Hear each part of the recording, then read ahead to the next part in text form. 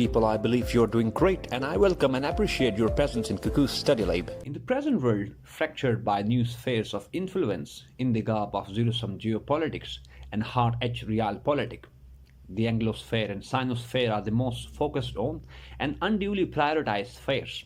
And to the dismay of the planet Earth, the third sphere, that is atmosphere, is the least married to, criminally neglected and forcibly tainted area. Resultantly, climate-induced devastations have wreaked havoc in a disproportionate manner, and climate injustice has discovered new heights. In this connection, and against the backdrop of preceding proposition, our today's discussion is centered on climate injustice, Western duality, and climate diplomacy of global South, especially Pakistan.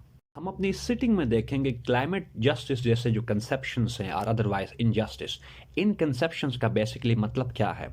हम देखेंगे कि जो global north है उनकी क्या responsibility है विज़-वी the ever deteriorating situation on account of climate. फिर हम देखेंगे कि ऐसे क्या वजूहात हैं या ऐसी क्या डेवलपमेंट्स हुई जिनकी वजह से एक राइजिंग कंसर्न राइज कर रहा है ग्लोबल साउथ में.